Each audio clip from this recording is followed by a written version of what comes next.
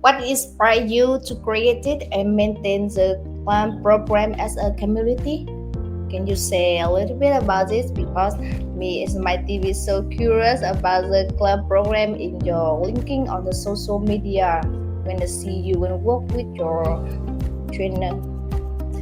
Yes. It was a program that I created with my previous company. But I think what I believe in is, learning happens actually after the classroom.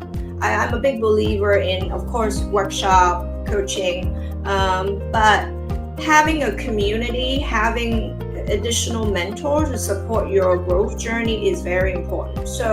I believe in a learning community. I believe in bringing like-minded learners or leaders together to continue the conversation about self-awareness, managing yourself, managing your energy, your emotion, all of the soft skills. How do we communicate? What's a better way to have difficult conversation?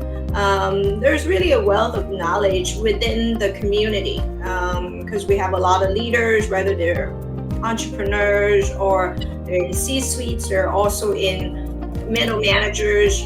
So how do we bring all of these knowledge sharing together? It's through the community. So I believe in community events. I believe in mentorship. How do we leverage everyone's talent so that maybe we can have multiple mentors to help us in our journey?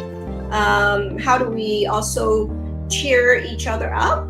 Sometimes all of us go through different stages. We may have a bad day. Some people may lose a job. Some people may have a difficult team. Some people have a difficult boss. How do we come together and just kind of holding each other and say, hey, you're going to be okay. you know we have your back. Here is maybe some advice that you can have.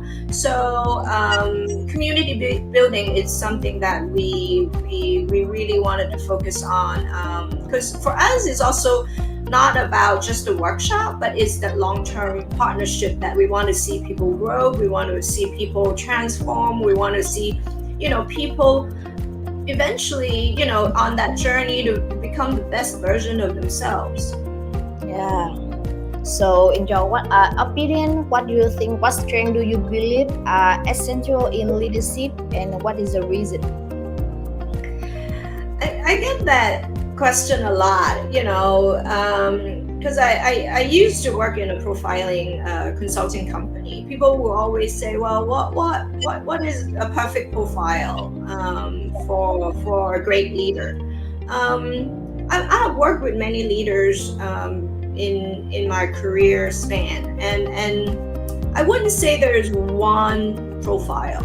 I think, again, I do believe that everybody has that ability, to be their best version in leadership.